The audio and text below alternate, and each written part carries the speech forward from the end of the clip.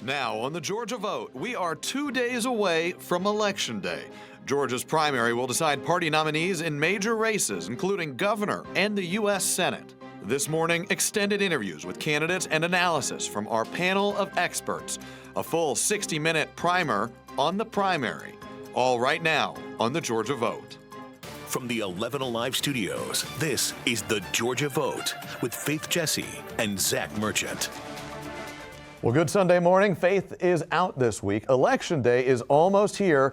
Georgia's midterm primary is going to tell us a whole lot about what our politics will look like over the next 6 months. And we have got all you need to know coming up in this special hour-long edition of the Georgia Vote. Hear from the candidates asking for your vote and get an inside look at the races from our experts on the political roundtable. It is all coming up in moments.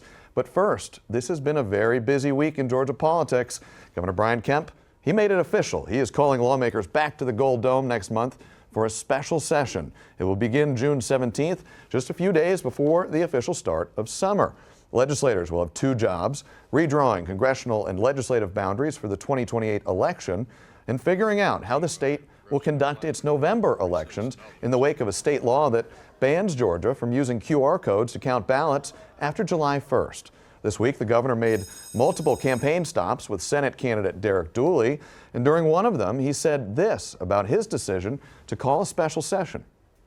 You know, the Supreme Court rule, which I applaud and have said the whole time that, listen, we're going to have to redraw the maps. It was not a matter of if, but when. And, you know, I think right after the runoff is a good time to do that. Plus, we got to deal with the elections issue. Because of Congressman David Scott passing away, we have a special election for a congressional seat coming up, so we got to make sure that we got the voting bill is, you know, intact, and so we've got to deal with that in the special session. Republicans and Democrats have very different perspectives on this special session. The chair of the Georgia Republican Party is Josh McCoon. He supports the redistricting effort, saying in part, quote, "Georgians deserve fair districts that reflect the will of the voters, not artificial racial quotas or outdated mandates that divide our state along racial lines." The state Democratic Party is chaired by Charlie Bailey. He said, quote, "Republican attempts to strip Georgians of their access to fair representation will only galvanize Georgia voters further. We will show up to the polls in record numbers and power Democratic victories at every level of the ballot." We'll talk much more about redistricting coming up with our panel in moments.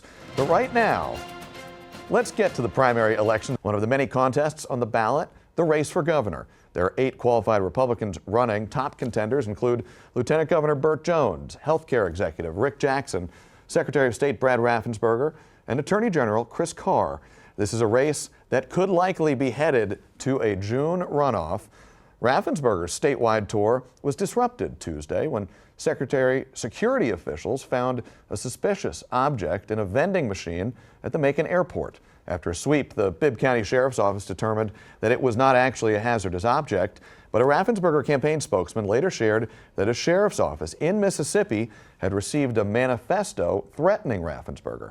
Despite what the campaign is calling an active threat against him, Raffensperger continued the tour. We caught up with him in DeKalb County hours after his visit to Macon was interrupted.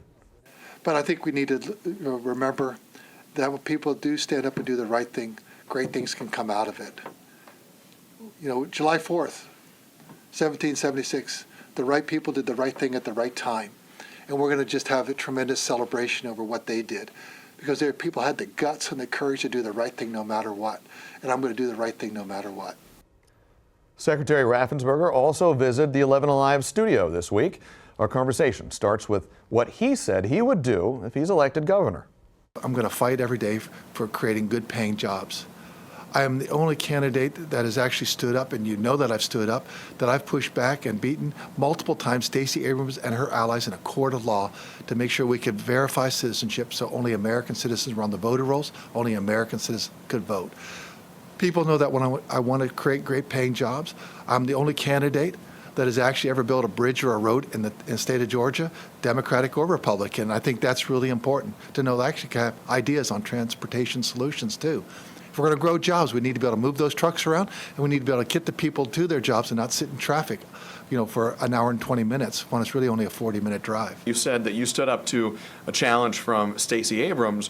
What you have also done in your time as Secretary of State is stand up to President Donald Trump, who wanted to challenge the 2020 presidential election results here in Georgia. You resisted the call to do so from the president, and there are a number of voters here in Georgia who view what you did there as something that makes you not conservative enough. What do you say to that criticism? Well, I'm still a conservative, but I believe I have to follow the law, follow the Constitution. But at the end of the day, I'm going to do just fine with President Trump on two really key elements. Number one, secure borders, because what Joe Biden did with his open border policy, and actually, let's talk about Keisha Lance Bottoms, because when she was the mayor of Atlanta, she said that she told the police to stand down and not work with federal law enforcement agencies that were trying to enforce immigration laws. This is back in 2017, 2018, things like that. So you know that she is a defund the police person. She knows that she's an open border person, and she was a perfect fit for the Biden administration. I want to make sure we have secure borders, and I support Trump on that. But also, President Trump wants to bring manufacturing, advanced manufacturing back to America. Lieutenant Governor Burt Jones is also continuing to campaign right up until Election Day. Jones was in Suwanee yesterday. We caught up with him at a meet and greet to get a sense of how he is feeling heading into the final days before Election Day. I was in a race 4 years ago for lieutenant governor. There was 4 people in the race. Everybody kept talking about a runoff, and we ended up winning on election night. So obviously that is always the goal. The goal is always to win. But if we have to play an overtime, then we'll do that too. But I really feel good. I really feel we've got momentum at the right time, and we'll just see when you have that many undecideds, the opportunity is there to win on election night. Republican Chris Carr is the current Attorney General in Georgia. During an interview this week, he made his case to voters still making up their minds about who to vote for. When you look at how you win races in Georgia, Zach, you have to appeal to the ever-growing independent voter. You have to have a conservative record in the Republican primary.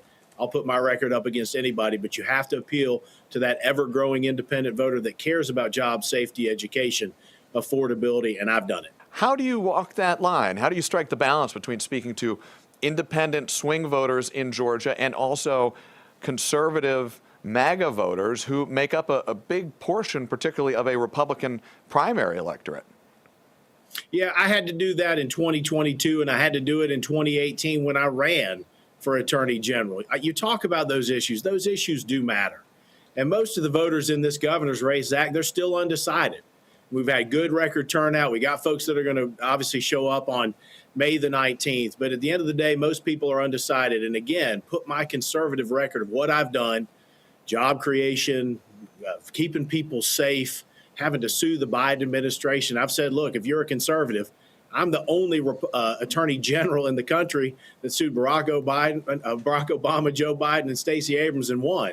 So I've got the conservative record. But at the end of the day, voters in Georgia want to know what we're going to do for them. And we have seen, affordability being an issue, housing and health care and education. Those are all issues that governors have to deal with, that I've had to deal with as Attorney General. And I have proudly stood with Brian Kemp and Nathan Deal, who endorsed me a couple weeks ago, seeing governors that have done it the right way. Folks want to know what you're going to do for them. And we've done it before, had to win in 18, had to win in 22. There's going to be a runoff in this race. We just got to be in that runoff and then win the runoff. And we have also repeatedly invited Rick Jackson, the other major contender on the Republican side of this gubernatorial primary, to sit for a one-on-one interview with us, but he has not accepted. So with that, there's a lot to talk about this race and the home stretch to primary day. So let's bring in our expert political roundtable. Today joining us, we have Spiro Amburn, Senior Vice President, McGuire Woods Consulting, previously served as Chief of Staff for Republican Georgia House Speakers John Burns and David Ralston. Also joining us today, Democratic strategist Howard Franklin. He leads the consulting firm Ohio River South.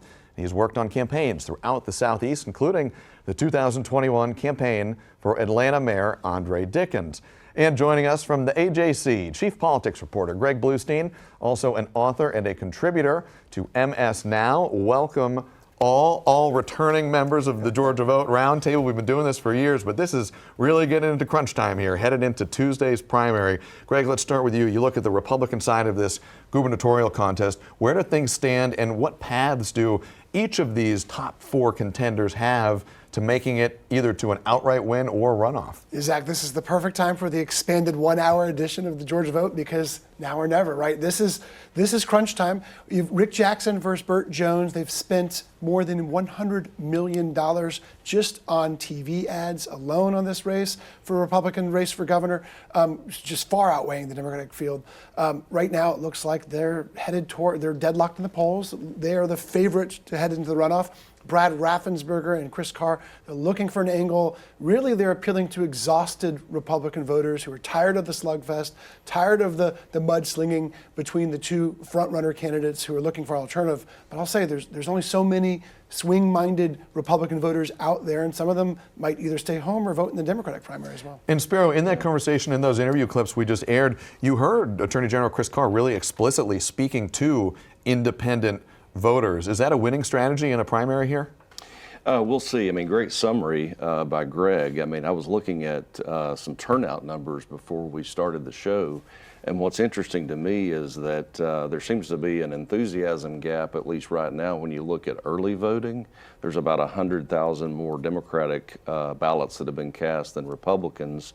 Maybe that gap will close on Tuesday, but as it relates to the type of voter who may or may not be showing up, you know, it could prove that Chris Carr is onto something. For example, Congressional District 11, where you have a contested primary for an open seat, turnout numbers are way down. So are those MAGA voters not showing up? Are we going to see more traditional Republican voters?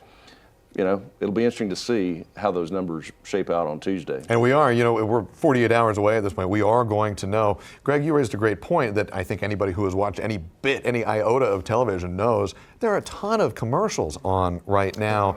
Spiro, you're pointing to, you think there may be an enthusiasm gap out there. We're going to find out if that's true or not. Howard, do you think there comes a point when ads no longer help? They can depress turnout? Yeah, I don't know if I go so far as to say depress turnout, but there is a law of diminishing return.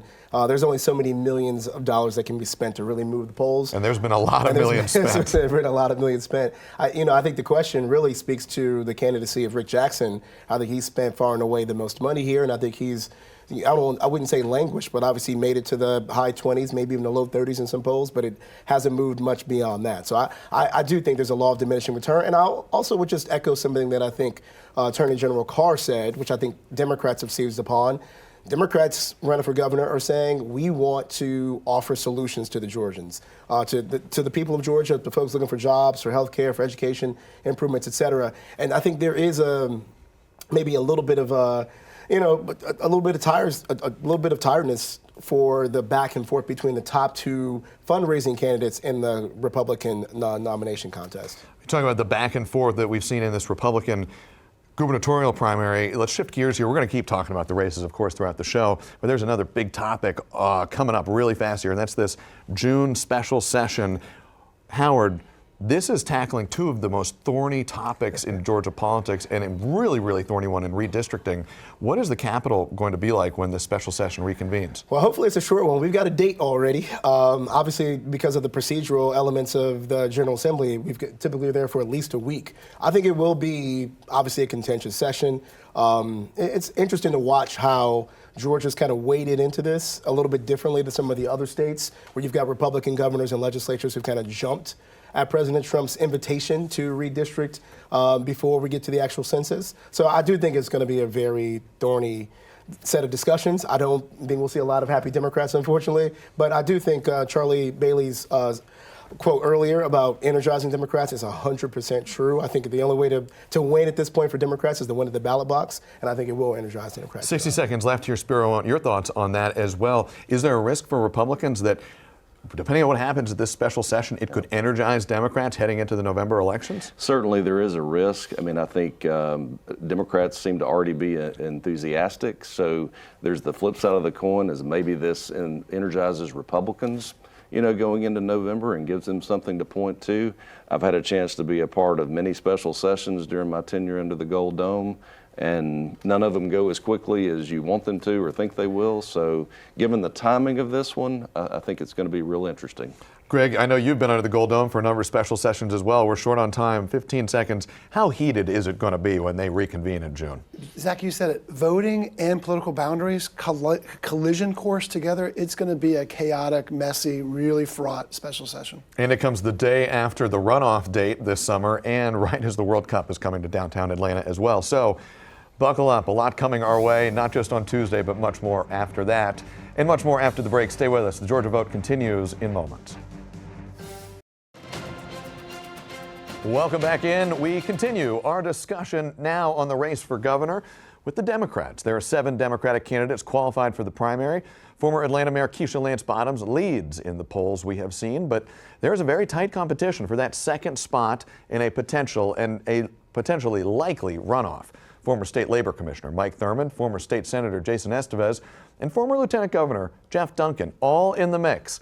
Keisha Lance Bottoms joined our Cheryl Preheim for a one-on-one interview this week. Their conversation starts with the former mayor's response to political attacks she has received from GOP candidates. On the Republican side, there are already ads specifically targeting you. I'm thinking of a Rick Jackson ad with a car on fire. And then Secretary of State Brad Raffensperger, in an interview today, I just want you to comment on some things that he said. He said that Mayor Bottoms was supportive of defunding the police. Atlanta was, quote, on fire during her time in the mayor, generally anti-police, anti-law and order. As Republicans are already really honing in on you, what's your reaction to those statements? I'm flattered that they feel the need to attack me this early. It's disappointing that they would lie. I never once supported defunding the police. In fact, I gave our police officers the highest pay increase in the history of Atlanta. So that is a lie. I've always supported public safety in Atlanta, including giving historic pay raises to our firefighters as well. We opened up several police precincts and fire stations, an EMS station in Southwest Atlanta while I was mayor. So it's unfortunate. There are enough issues for us to respectfully disagree on, but to misstate my record and to lie to voters in order to curry favor, it's just disappointing. We're at a time where compromise feels elusive kind of across the board in politics. If you were governor and there were to be a Republican-held state house, how would you navigate that? Do you feel like there is a path to getting the work done for all Georgians? I did it when I was mayor of Atlanta. I walked across the street to the state capitol many times that never made the news, to sit in the office of Speaker Ralston, to sit in the governor's office, to sit with Republican leaders to get things done. It's salacious when we don't agree. That makes the news, but it's the only way we can get things done in this state, to be reasonable with each other and find common ground where we can. Mike Thurmond has his eyes on the governor's mansion, too. In a one-on-one interview this week, we talked about his pitch to voters and his proposal to cut the state sales tax in half. So if we are serious about addressing the affordability crisis in Georgia, we need to reduce the tax that is most regressive, i.e. the tax that hurts working Georgians the most, that hurts middle class and low income Georgians. That's the sales tax. If you get elected and you successfully cut the state sales tax in half, that's going to trigger a substantial reduction in the amount of revenue coming into the state's coffers every year. How would you offset that loss in governmental revenue? The way we are offsetting the loss with the state income tax. As you know, the state income tax is being reduced gradually. I would introduce a proposal to gradually reduce the sales tax as well. If you can do state income tax, you can also do the state sales tax. The difference is the income tax cuts that we are seeing primarily help people on the top end of the income scale. I want to help the middle class. I want to help people who are struggling every day, working hard, trying to make a life in this state. We ought to do both. You ought to reduce the state income tax and the state sales tax. Why should a voter who is still making up their mind choose you over all of their other options in this Democratic primary? The one thing that distinguishes me from a very crowded and talented field is I'm not just here offering promises. I offer a track record of service to the state of Georgia. I've taken on some of the most difficult jobs: DFACS director during the welfare reform era, labor commissioner during the Great Recession, school superintendent during an accreditation crisis, and CEO of DeKalb County when the former attorney general said we were rotten to the core, broken. I have a track record. The best way to know what a politician will do is to look at what he or she has already done. And in previous editions of the Georgia Vote, we have also had extended interviews with Democratic candidates Jeff Duncan and Jason Estevez. As we get ready for the final days of the campaign, here are parts of those conversations. I think May 19th is going to be a great day for the Duncan campaign.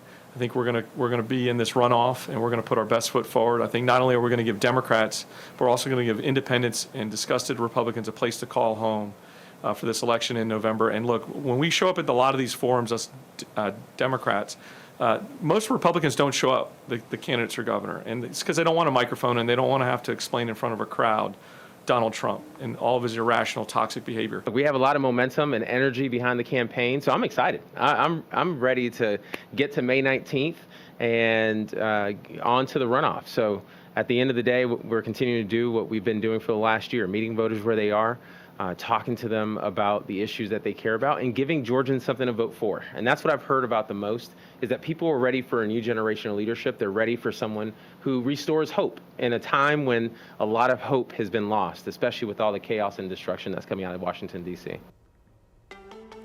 And remember, all of our extended interviews with the major candidates are available 24/7 on the 11 Alive streaming platforms and channels. You can watch them for free on your phone and on your television.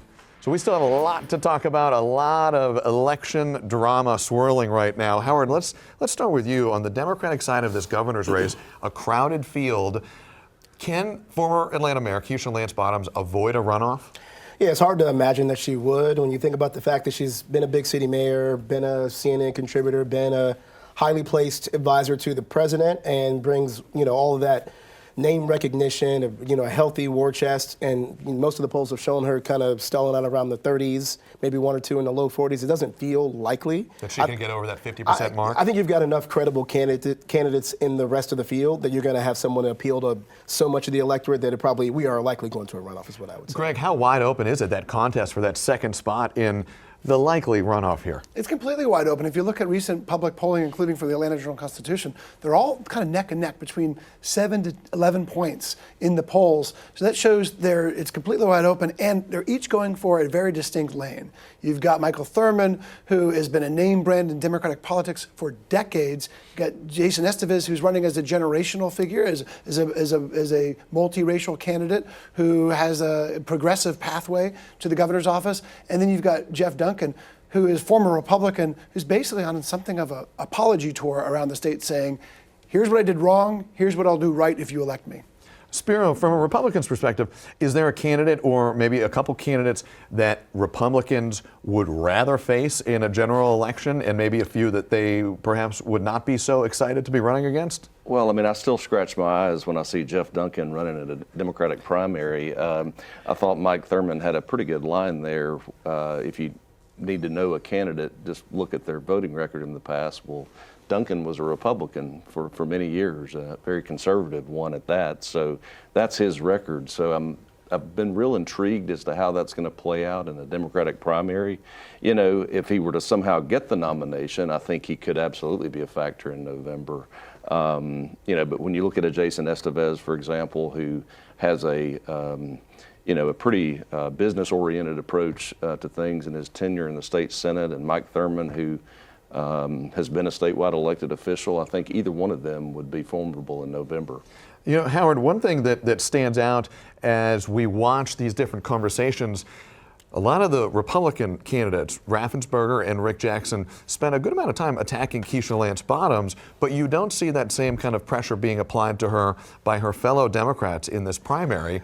Why is that dynamic shaking out like this? I don't know that I would agree with that. I think you have seen at least Senator Estevez, with some sharp elbows. At times he has, including here at 11 Alive. 100%. But you may be right. I think a lot of this is just game theory, right? I think if you know that the first spot is locked up, I think a lot of where the competition comes in is with the second, third, and maybe even the fourth place potential finishers. And so I think a lot of the back and forth has been between those three gentlemen who are really elbowing their way to get to that second spot. But let me just reiterate, and we've heard it here already out of the mouths of candidates, both Republican and Democrat. I would say, come May the 20th, I think everyone will have something to say about the tenure of the former mayor. Greg, I want to bring you in on that point too. Do you think this dynamic shifts if it is indeed former Atlanta Mayor Keisha Lance Bottoms and one of those other three contenders in a 4-week runoff? Yeah, I mean, it becomes a head-on-head battle, right? Right now, everyone's kind of running in their own distinct lanes. They also know if they go after the former mayor, they open themselves up to attacks. For instance, Senator Estevez, if he calls her a quitter for not running a second term, he could be branded a quitter for not finishing out his state Senate term. Jeff Duncan, anyone who he attacks, he exposes himself to saying, hey, you've got years of Republican voting record on every policy that Democrats pretty much oppose. And Spiro, with a primary field like this, and the Republican field as well, with such crowded fields of contenders, is it difficult just for individual candidates to get their message out and be heard by voters and be remembered by voters? It certainly is. I think you have so many different avenues now and streams, of media. And do the voters care? I mean, it goes back to the enthusiasm part of it. Are they paying attention? Are they going to turn out? And if so, who's going to turn out? Or maybe they're paying attention, feels like everywhere, and you've just got to break through the noise a little bit. Right. The ephemera of campaigning. We're going to continue to discuss all of that coming up in just moments when the Georgia Vote returns. In this big election season, there are also 3 state Supreme Court races on the ballot, and 2 of the incumbent justices have opposition. These races do not fall under the primary umbrella, so if you win on May 19th, on Tuesday, you are in. And a key reminder, the Supreme Court election, it is technically nonpartisan. In one race, incumbent Justice Charlie Bethel faces a challenge from Miracle Rankin. The Democrats are getting behind Rankin, and the party is up on TV with ads criticizing Bethel. We talked with both recently, and we start with Justice Bethel. I actually believe in things like oaths, and I have taken an oath that requires me to follow an impartial and independent path to deciding cases. I'm still one of the people who believe that that's something that you should take seriously. That is the way I approach my work. Even though I may have personal beliefs about the importance of healthcare, I'm a 10-year breast cancer survivor. So to me, having the ability to make important healthcare decisions is essential. I know what that feels like because I've been in those situations where I've had to make decisions about my healthcare between my family, my God, and with my doctor. And to me, I believe that is important for women and people in our state in general. However, the role of the judiciary is to be fair and impartial, and you do have to sometimes set aside your personal beliefs and follow what the law says and what the Constitution says. Justice Sarah Hawkins Warren is another incumbent with the challenger. Her opponent is Jen Jordan, the Democratic Party of Georgia, also supporting Jordan. Both Justice Warren and her challenger visited the 11 Alive studios recently. My closing pitch is that I'm a Georgian who loves Georgia. I am here to serve you. I can't promise you an outcome in a case. I can't promise you a policy agenda or a platform because that doesn't follow my code of ethics and it doesn't follow the oath that I've taken to be a fair and impartial judge. What I can do is I can work hard for you. I can do my job with fairness and integrity, and I can tell you how much I care about my city, my state, and my community, and I would love to earn your vote on May 19th. I'm going all over this state because, look, I have lived all over this state. I am from South Georgia. I know these people. I care about these people, right? I've represented Buckhead, West Paces Ferry. The governor's mansion was in my district. Sometimes they didn't like that. All the things, right? But I will tell you that I have always delivered for the people who have ever put me in those positions, and even I've delivered for those who didn't vote for me. The Georgia Vote continues after a short break. We will look at the U.S. Senate race, specifically the Republican primary. You will hear from all 3 of the prominent candidates next.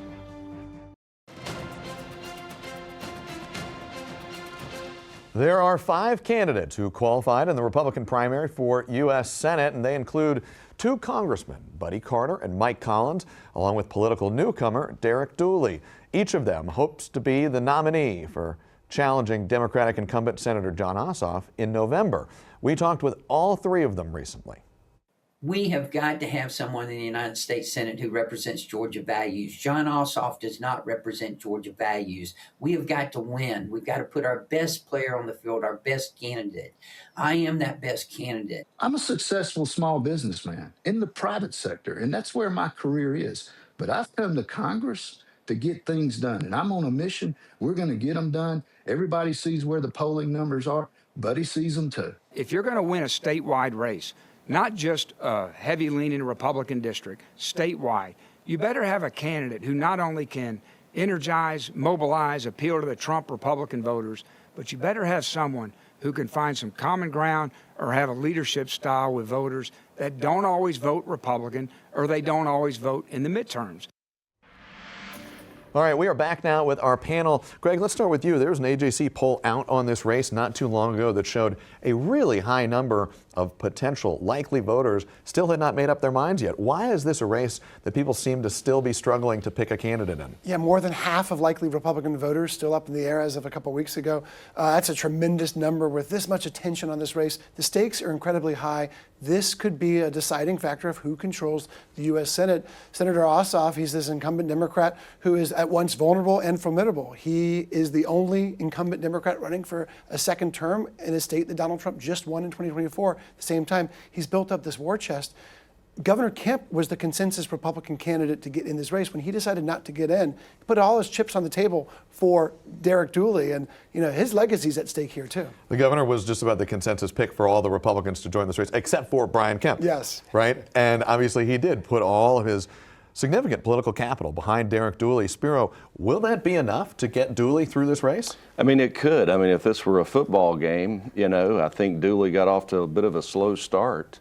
But I think here in the second half, as we get into the fourth quarter on Tuesday, he seems to be surging. I mean, that race is really starting to tighten up, and there's still a large amount of undecided voters, but I feel like some momentum is probably going in Dooley's direction. Howard, as you watch this race, do you agree with that, or do you see it differently? I would take Spiro's football analogy in a different direction. I think the time is running out for Republicans to put forward a thoughtful and a formidable candidate, and I think based on the polling so far, we go to a runoff, they beat up on each other a little bit more by the time they get back to focusing on the middle of the general election electorate.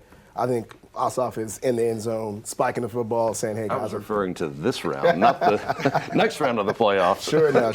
Greg, you want to get in here on this? Well, that underscores that the Republicans are worried about Jon Ossoff's chances because, ask them this time in 2024, they'd be really excited. But now you've got a fractured Republican field. You've got what looks like a formidable incumbent with a huge war chest.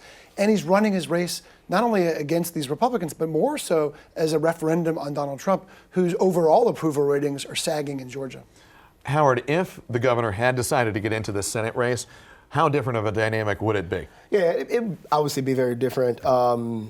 The experience of governing and coming out of 8 years in this office with a number of substantial wins, I think would have made it a much more interesting office, a much more interesting race, and just the capacity to fundraise and to coalesce behind a single candidate. I think you likely don't get a runoff for U.S. Senate if Brian Kemp is in the race. But because you do, I do think it's going to be a whole lot harder to catch up with Ossoff. Let's talk about another race that's getting a lot of attention here, to switch gears here, Spiro. And I want to start with you.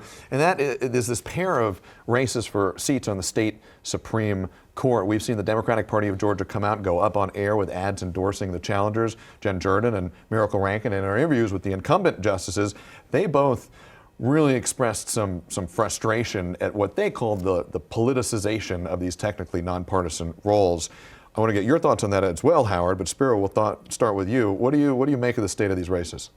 Well, I think it's concerning for the incumbents because, at least on the Republican ballot, they're all the way at the bottom. I've talked to many people who, frankly, don't even know those races are happening. So that's very troubling. Again, when you talk about turnout and people voting in those races. The state Republican Party put several questions on the ballot that really have no legal binding authority, and those questions are before those Supreme Court races. So if the Republican Party is unhappy with the result, they may have themselves to blame for putting so many questions on the ballot.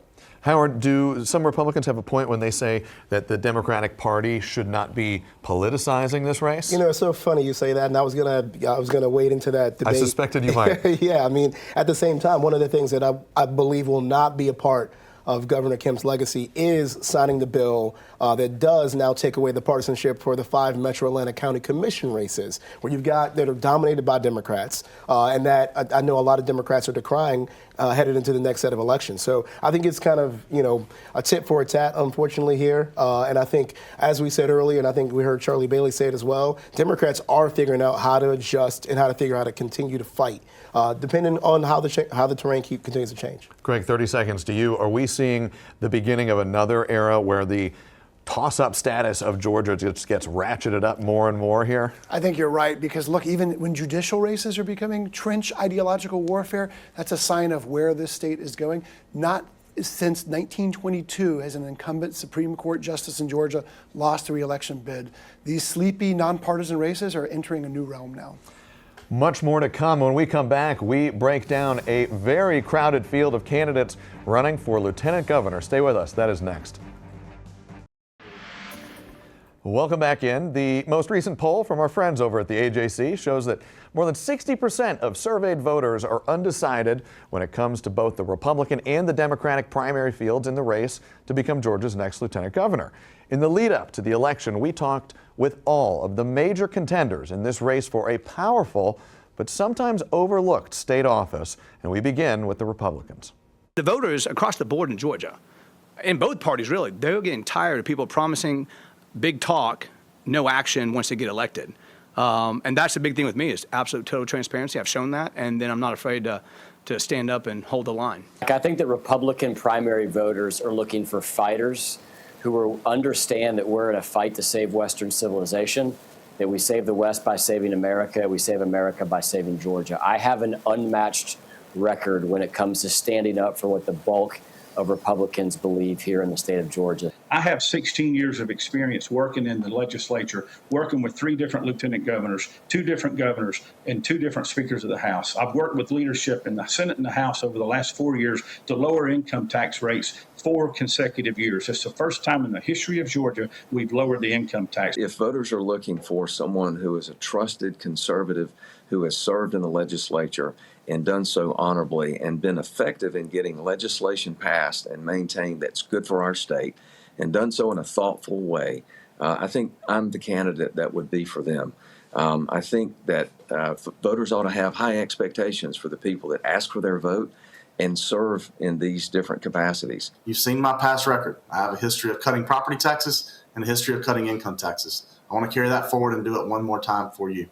I'm running for those 2 little boys that I have back home, John and William, and for our foster son, Jeremiah, so that they don't have to face the issues that we've had to face over the past 10 years.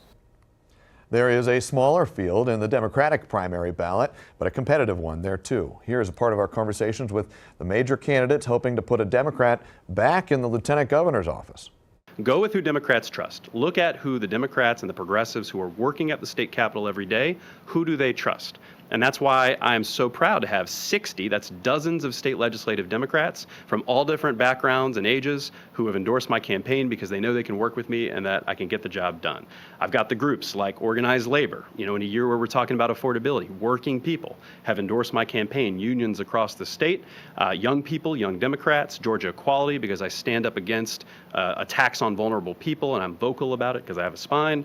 Look at who the progressive groups trust. That is the kind of fighter that we want to send to be our lieutenant governor. We need someone that is going to have, fight back and have the gumption to tell Republicans no, to tell Republicans that they have to, work on a working class agenda that actually gives back to our communities and not fight these constant culture wars. That is why that I believe that I'm the best candidate to do that. And I have a record of fighting back against Republicans, and I will do that in the halls of power and when I'm the next lieutenant governor. And there is a chance we could see runoff elections in both the Democratic and Republican primary races here. a special look at redistricting, and much more from our panel. That is coming up straight ahead here on the Georgia Vote. Welcome back in. As we have been discussing throughout the morning here, Georgia lawmakers, they are preparing for a major fight over congressional district lines, one that could reshape the maps here in Georgia for years to come. We want to right now dig a little bit deeper into the redistricting process, including a little bit of a history lesson. And who better to call on for that lesson than our very own Doug Richards with the 11 Alive Politics team. There is a blueprint for next month's special session of the legislature. Democrats made it. In the 1990s, Democrats controlled the legislature, yet grappled with federal judges who had ordered more black representation in Congress. As a result, they drew and redrew congressional district maps. And now we're drawing lines to include us, and the court said, well, the lines look funny. We've got a conflict here of the Department of Justice telling us one thing and the federal court saying another. Redistricting is a time where old debts come due. Doug Teeper was one of the Democrats in the state house back then, eyeing their own futures as lawmakers decided which towns and neighborhoods would go where. There's also other weird things like people want their relatives, their cousins, their children's in or out of their district. That sometimes falls victim to these political plots. 30 years ago, as they sought to maximize their clout, one of the Democrats' maps produced a 1990s congressional district that stretched from DeKalb County to Augusta, almost to Savannah. 11 Alive reporter John Shirek called the map a jigsaw puzzle made of Jell-O. So no, I'm not satisfied with this plan at all. The maps Democrats made in the 90s eventually evolved into the Republican maps now in place, likely to become even more Republican after next month's special session. There will be careers on the line. Whatever the Republicans do next month won't last long. The legislature will be required to redistrict again after the 2030 census. At the Capitol, Doug Richards, 11 Alive News. That high-stakes special session begins June 17th. Much more to come. Our panel rejoins us next, and later we ask a sitting U.S. Senator if he has plans for a more ambitious campaign for the White House in 2028. And we are back now once again with our panel of political experts. We have covered a lot of ground this morning here. Election day is almost here. Tuesday's around the corner now.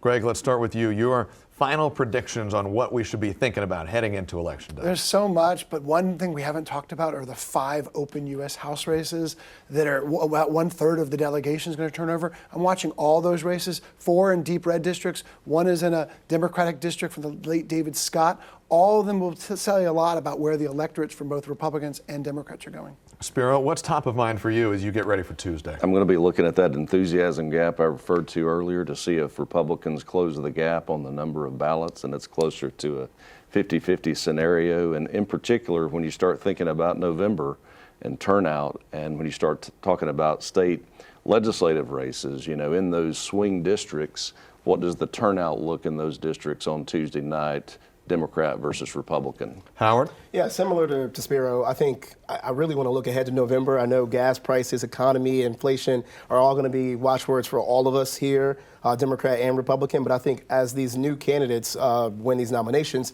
how do they see, projecting themselves against the specter of a Donald Trump and really offering new solutions to Georgians, whatever level they're running for. And one thing none of you brought up here, you talk about these new candidates, these new nominees, they may have to keep campaigning after Tuesday runoffs. Do we all agree they seem likely in at least a few of these races? Oh, yeah. Yeah, absolutely. And they're going to be expensive and brutal. So hope you're not tired of politics yet, because we've got a lot of ground yet to cover. But the next big checkpoint is Tuesday, primary day. We will be covering it all primary night. We got a little bit more of the Georgia Vote coming up, though. Next, stay with us. We will be right back. While Senator Jon Ossoff is defending his seat this year, Georgia's other United States Senator Raphael Warnock is not up for re-election until 2028. This week, he joined me for a conversation at an Atlanta Press Club event. Here is part of that conversation. In recent months, you've spent time in conversations not dissimilar to this one, talking about what you've called a spiritual crisis in America. What do you mean by that? This is a moral moment. And, while I'm engaged in the work of politics, you know, my first vocation is pastor. And as I see it, our country is in a moral crisis. As people witness this divide, as they see themselves working harder and harder and seeing less and less for their hard work, as young people wonder if they'll ever be able to afford a home in a country where the average age of the first home buyer, first-time home buyer is 40. And old people wonder if they should pay for their medicine or their food and whether they'll be able to retire with dignity. There's a deep kind of despair that sets in, and sometimes cynicism, like gangrene in the body politic. And I think that set the context for somebody like Donald Trump to emerge. Not once, but twice. He is the product of a deep disillusionment and hopelessness that has infected our country and led us deeper into the spiritual abyss, as he tells us that our problem is our neighbor. If you want to know the source of your problem, it's that guy, that person over there, who you ought to see as the other, and it spirals more and more. And so in that sense, while I am engaged in the work of politics, I do think that the puny language of partisan politics is too puny a vocabulary for what really ails us. And what we need is leaders who remind us of who we can be when we stand together. You talked about looking forward to having a Democratic executive in the future. You've got a new book coming out soon. You've got a new framework. Say the name of the book. You got it, remember? You've got a new book coming out. You've got a new framework in the way you look at and categorize the state of the country. Are you thinking about running for the White House in 2028? I am focused on 2026. I want to make sure we send Jon Ossoff back to the United States Senate.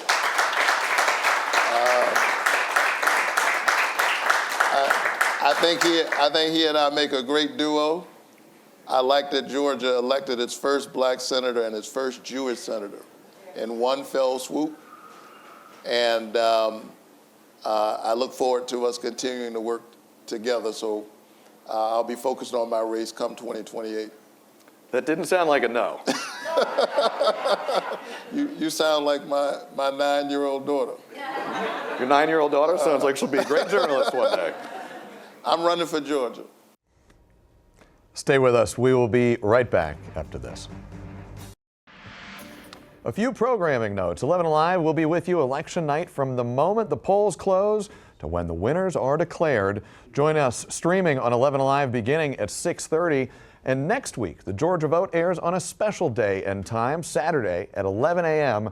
We will recap all of the election night results. Thank you for watching us this morning. Faith and I will see you Tuesday night for our election coverage, and then we will be right back here again Saturday morning at 11 for the Georgia Vote.